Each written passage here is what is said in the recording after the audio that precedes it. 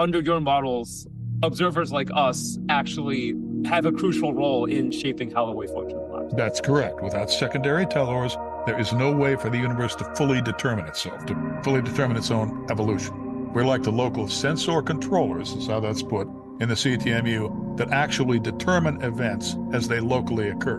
The laws of physics underdetermine reality. They're invariant, okay? They apply to everything. They apply to all instances, no matter what those instances are. It follows that they do not fully determine those instances, okay? They alone do not. You need states. You need to actually specify the inputs, the input data, the states themselves, in order to get exact results out of those laws, all right? We're the ones who actually determine the exact states as they appear and have those laws applied to them. And the laws are only valid retrodictively. Basically, there's symmetry conditions. They're just basically derived from the symmetries of the display of the reality self-simulation, okay? Everything is generated, telecally generated. Right. I'm mostly sharing these sort of cracks in the scientific worldview as things that sort of liberated me from my deeply entrenched physicalist intuitions and made it a lot more possible for me to actually see a lot of the structure that you were Right. A physicalist believes that mind emerges from matter.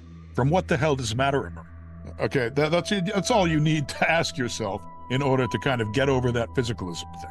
All right? Physics needs to explain itself. Science is about explanation. If physics cannot explain itself, it's not a theory of reality. It's something less. And that is true on its face. That's self-evident. I don't need to say one more thing about it. Physics cannot explain where physics came from. Where did those laws come from? According to Wheeler, they came from some kind of state that is characterized by law without law, okay? There's some sort of a primordial state from which those things can arise. That's called telesis in the CTMU, okay? And we can go and we can start naming the properties of telesis, what it is, what it does, how it evolves, all right? And the CTMU enumerates the properties that telesis must have for this to happen and how that actually occurs. This kind of, resonates with what a lot of people are saying now. What is very frustrating to me is that I've been saying all of those things for a long time. In 1989, when I had the first detailed application of the simulation hypothesis, number one, first, okay? Then it was all new. But they stared at it, they blinked, they drooled, and then they decided to keep it to themselves and never mention it. Why? Because there were trolls out there that would call it intelligent design creationism. We don't want to be associated with that. Well, that would be the end of our academic career. So we just won't mention the CTMU and we won't mention Chris Langan. Okay? I actually want to also now talk about how the CTMU opened me up to an intelligent version of intelligent design. And I'm also hoping to introduce the concept of metatime here for some of our listeners. I remembered at some point coming up with an analogy of, in the standard physicalist conception of the universe, the initial conditions are all fixed.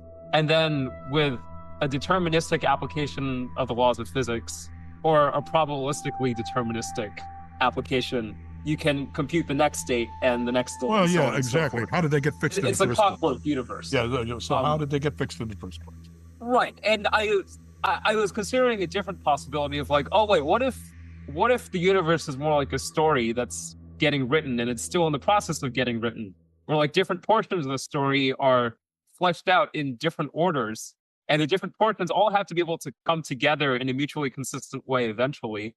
And the orders in which things get fleshed out is very different from the order of linear time in which the story actually progresses sequentially. Exactly. Very good. Right. And so this idea of the order in which the story gets its details fleshed out, I more or less corresponds to the concept of metatime as I understand it in the CTMU. Does that sound right, Chris? Yes, it does. Basically, You can understand the difference between time and metatime by using a computational analogy, which the CTMU uses these analogies fairly regularly. You've got a programmer, and the programmer is writing his program in time. Then you've got the runtime of the program itself. You can compare that programming, that sense of programming time, whereby the processor distributes the program to what's going on the display of the computer, okay? That's how metatime relates to time, how the processor relates to the display. We can imagine that the processor is self-programming. If there's a programmer locked in there, he's doing his programming. He does that in time. That distributes directly down to the display. What you see happening in the display, that's locked in the display. You don't see what's happening in the processor. All you're seeing is what's happening on the display, right? This has to be generalized. This is just a computational analogy. And what's happening in the CTMU happens on a level above or beyond that.